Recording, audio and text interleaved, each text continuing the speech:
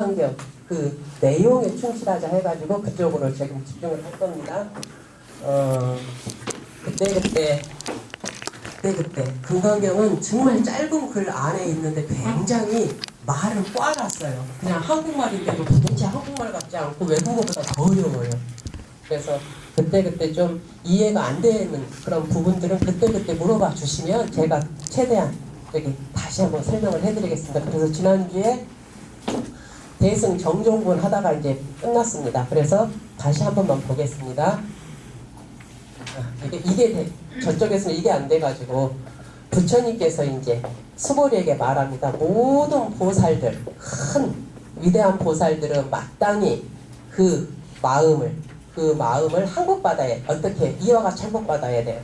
있는 바 모든 일체 중생의 우리처럼 우리의 중생의 무리, 생명을 가지고 태어난 종류가 이 9가지가 있습니다. 만약이 아니고 이게 다 약자가 있어요. 만약 약자 우리가 그렇게 배웠어요. 근데 저 알로 태어난 거, 태로 태어난 거, 습기에서 태어난 거, 변화에서 태어난 거, 유색, 무색, 유상, 양무상.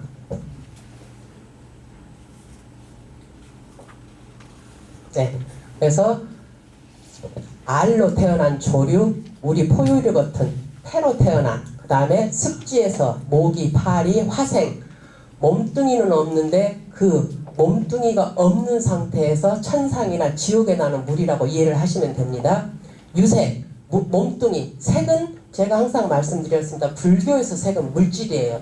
물질이라고 했을 때 모든 이게 다 물질이에요. 내 몸뚱이 자체 포함해가지고. 그래서 몸뚱이가 형상이 있는 것, 내 몸뚱이 있죠? 형상이 없는 것, 생각이 있는 것, 생각이 없는 것, 생각이 있는 것도 아니고 없는 것도 아닌 이 9가지 생명의 무리들이에요.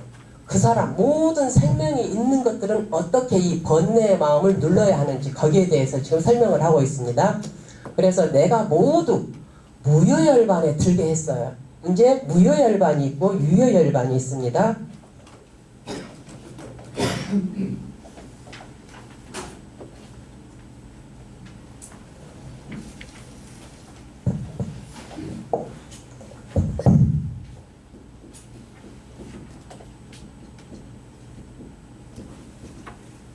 네, 유여, 나머지 여자예요. 나머지가 있고, 잠깐만요. 이게 먼저인지 이게 맞습니다. 무효열반이 있어요.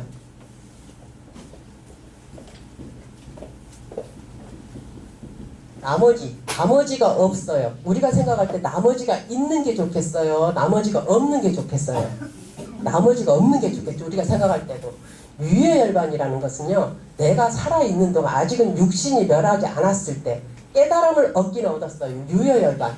깨달음을 얻기는 얻었는데 이 몸뚱이가 살아있을 때 아직은 희노애락의 감정이 있어요. 아무리 깨달음을 얻은 부처님이라도 살아계시는 동안은 제자들이 말을 안 들으면 화가 나셨어요.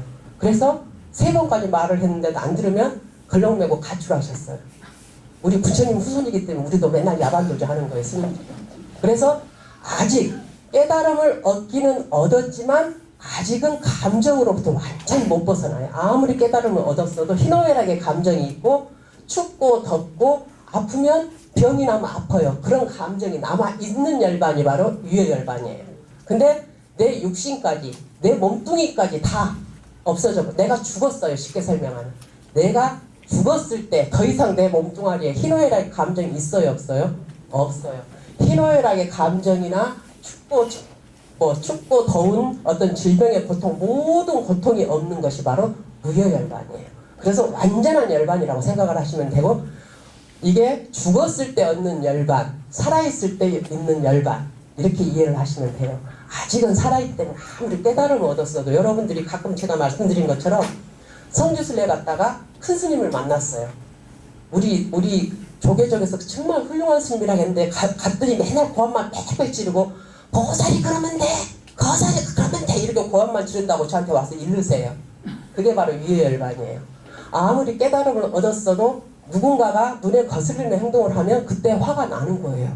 그리고 그렇게 해서는 안 된다고 가르치는 거예요. 그게 바로 유효열반이에요. 근데 여기서는 무효열반이라고 설명을 했어요.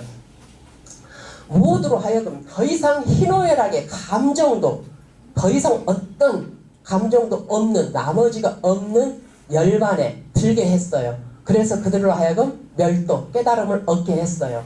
근데 이와 같이 무량무수 무변중생, 끝 한량이 없고 숫자가 더 이상 없고 끝이 없는 이런 중생을 멸도했지만, 깨닫게 했지만, 실제로는 어떤 중생도 깨달음을 얻은 자는 없어요. 왜냐하면 이제 물어보는 거예요. 분명히 지난주에 말씀드릴 때 이미 내가 부처예요. 우리가 불교는 부처가 되기 위해서 공부를 하는 게 아니고 내가 부처인 걸 확인하는 거예요. 근데 아무도 안 믿어요. 여기서도 마찬가지. 이미 내가 부처인데 누가 나를 깨닫게 해요? 아무도 나를 깨닫게 할 수가 없어요. 아무리 지금 우리 서가모니 부처님이 나를 깨닫게 하는 거 절대 못합니다. 우리 부처님의 삼불능이 있다 그랬어요. 타고난 업은 부처님도 우리가 타고난 업은 어떻게 못해요. 그 다음에 인연 없는 중생은 부처님도 어떻게 구제를 못해요. 그 다음에 우리 중생계는 윤회를 계속해요. 그렇기 때문에 부처님은 윤회를 벗어났어요. 이 윤회를 벗어났는데 우리 중생은 계속 윤회를 해요. 부처님이 우리 이 중생계를 어떻게 할 수가 없어요. 그런 것처럼 여기서도 마찬가지예요. 부처님이 우리를 깨닫게 하는 게 아니고 내가 수행을 통해서 내 스스로 깨닫는 거예요. 그래서 항상 말씀드린 불교는 자력신앙이에요. 자력이에요. 다른 종교는 다 타력이에요. 이것은 뭐냐면요, 내 수행의 힘으로 누가 나를, 이것은 스스로 내 수행의 힘으로 인해서 나로부터 벗어나는 게 자력이에요. 근데 타력은 내가 아무리 공부를 많이 하고 내가 아무리 수행을 많이 했어도 누가 구제해 줘야 돼요? 저 위에 계신 하느님만이 구제해 줄 수 있어요. 하느님만이 구제하지, 다른 종교는 아무리 목사님보다 더 공부를 많이 하고 누구보다 더 많이 를 했더라도 저 위에서 순서대로 하느님만이 구제해 줄 수 있어요. 스스로는 어떻게 못해요. 그게 바로 타력신앙이에요. 여기서도 마찬가지입니다. 내가 스스로 내 수행의 힘에 의해서 내가 깨달음을 얻는 거지 부처님이 나를 깨닫게 한 것은 아니라, 그 말이에요. 그래서 그 말입니다. 이와 같이 내가 무량무수한 이 많은 중생들을 깨닫게 했지만 실제로 깨달음을 얻은 중생은 없어요. 왜요? 이미 내가 부처인데 뭐 깨달음을 새롭게 얻어요. 그 말이에요. 그래서 왜냐하면 수보리야, 만약 보살이, 이제 우리 간센보살, 지장보살님처럼요, 깨달은 이런 것을 다 얻은 보살이 아상, 인상, 중생상, 수자상이 있으면 내가 누군데, 니까지 게 뭔데, 이런 내라 아상, 인상, 네가 뭔데, 이런 중생상이 있으면 이미 참된 보살이 아니기 때문에, 그리고 이미 여기서도 내가 얻었다는 생각을 일으키는 순간에 내가 아상, 인상, 중생상, 수자상에 들어가는 거예요. 그래서 이런 생각을 일으키면, 그래서 금강경에서는 했으되 했다는 상을 내지 말라는 게 핵심이에요. 근데 우리는 항상 우리가 왼손이 하면 왼손이 하는 것을 오른손이 모르게 하라는데, 우리는 왼손이 하면 오른손, 오른발, 오른 다리가 다 알아야 돼요. 남들한테까지 은근히 가가지고 거기 밥당 너무 깨끗하지, 내가 아침 일찍 와서 내가 닦았어, 이런 식으로 자꾸 말을 해야 되는 거예요. 근데 제가 말씀드렸죠. 말을 하지 않아도 그 에너지라는 것은 기는 서로 통해요. 누군가가 깨끗하다 하고 기분 좋은 에너지를 얻는 순간 그 사람한테 내 좋은 에너지가 가는 거예요. 그래서 여러분들이 그 텔레파시라는 거 통해요.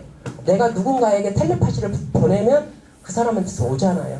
굳이 우리가 안 하더라도 그 좋은 에너지는 서로 가는 겁니다. 부처님께서 수보리에게 말씀하십니다. 모든 보살들은 어떻게 마음을 다스려야 하냐면, 알에서 태어난 것, 태에서, 슬기에서, 변화에서 태어난 것, 형상이 있는 것, 형상이 없는 것, 생각이 있는 것, 생각이 없는 것, 생각이 있는 것도 아니고. 그래서 우리 인간은 어디 속해요? 우리는 어디서 태어났어요? 태에서 태어났어요. 그 다음에 형상이 있어요, 없어요? 있어요. 형상이 없는 거는요, 양무색. 우리의 생명 보여요, 안 보여요? 보이진 않아요. 그래서 형상이 없는 거, 우리 무색에도 우리는 속해요. 인간은 그만큼 많이 포함돼요. 생각을 하고 있어요, 없어요? 생각이 있는 것 있죠? 생각이 없어요. 내가 졸도해버렸어요. 아니면 수술하느라고 마취했어요. 생각할 수 있어요, 없어요? 없어요. 하지만 우리는 생각이 없는 것에도 포함이 돼요. 그 다음에 생각이 있는 것도 아니고 없는 것도 아닌 이것만은 이제 깨달음을 얻은 후에야 가능한 겁니다. 그래서 중생들을 내가 모두 완전한 열반에 들게 하리라. 이와 같이 헤아릴 수 없이 많은 중생을 열반에 들게 하였으나 실제로는 많은 중생을 열반에 들어라 한다 그래서 너 깨달아라 그래서 여러분들이 깨닫는가? 자, 제가 부처님이에요. 여러분들에게 자 이만큼 내가 공부를 여러분들에게 가르침을 줬으니까 자 여러분들 다 깨달으십시오. 깨닫겠어요? 못 깨닫겠어요? 제 얘기를 100% 가져간 사람은 혹시라도 100점은 맞을 줄 몰라요. 하지만 깨닫는 건 제가 여러분들에게 이렇게 자 깨달음을 얻으십시오 했다 그래서 여러분들이 깨달음을 얻는 건 아니에요. 그건 누구예요? 여러분들 스스로 수행을 해서 깨달음을 얻어야 되는 거예요. 그 말이에요. 많은 중생을 열반에 들게 했어요. 부처님 방금처럼 깨달으십시오. 근데도 실제로 열반을 얻은 중생들은 없어요. 그죠? 이해되셨죠? 네. 왜냐하면 수보리야 보살에게 이미 자아가 있다는, 그러니까 아까 말씀드린 아상을 이렇게 풀었어요. 저희가 이제 번역을 하다 보니까 풀어야 되는데 쉽게 하면 내가 최고예요. 아상, 아자, 나 아자예요. 그 다음에 사람 인자, 인상, 사람은 모든 사람을 포함을 해요. 그래서 아상은 자아가 있다라는 것은 나보다 내 자아가 강한 거예요. 그래서 내가 누군데 이래도 나고 오늘 잠깐 나오는데 누구한테 제가 어떻게 인사를 좀 해야 되죠? 몰라서 물어봤더니 그분이 스님은 조그만 절이잖아요. 조금만 하세요. 그래서 이래봬도 내가 동서남 주진대요? 그러고 봤거든요. 그거예요 바로. 내가 이래봬도 주진대, 동서남 주진대, 가난한 주지래요. 그것도. 그래서 그거예요. 자아가 있다는. 그다음 인상, 중생. 말씀드린 것처럼 중생심인 거예요. 남이 잘 되면 같이 기뻐해줘야 돼요. 근데 그 마음은 그런데 실제로는 안 돼요. 우리 아들은 대학에 떨어졌는데 옆집은 대학에 딱 붙었대요. 샘나면서 괜히 질투가 나면서 미워요. 그게 바로 중생심이에요. 모두가 갖고 있어요. 우리가 그래서는 안 된다는 것도 알아요. 축하해주고 기꺼이. 근데 앞에서는 웃으면서 축하를 해줬는데 돌아서는 속이 상해 죽겠어요. 이게 바로 중생심이에요. 그 다음에 이제 영혼이 있다는 수자상이라는 게 이제 보통 우리가 그 옛날에 우리 요즘 흔한 말로 나이가 깡패. 그러니까 지금 내가 전직이 뭐였는데 그것은 이미 그만큼 경력이나 인생을 많이 살았다는 거예요. 내가 이래봬도 작년에 어디 처장을 했고 차장을 했는데 어디 감히 젊은 사람이, 이게 바로 수자상이에요. 그래서 아상, 인상, 중생상, 수자상은 이런 식으로 이해를 하시면 되겠습니다. 대승, 큰 수레라는 뜻으로 자기 혼자만의 해탈에 머무르는 것이 아니고 모든 중생을 지혜와 자비가 넘치는 저 언덕으로 실어 나른다는 의미. 그래서 대승불교의 가장 큰 핵심은 바로 보살사상이에요. 이제 그 중에서도 여러 가지는 있어요. 보살사상은 상구보리, 하와 중생이에요.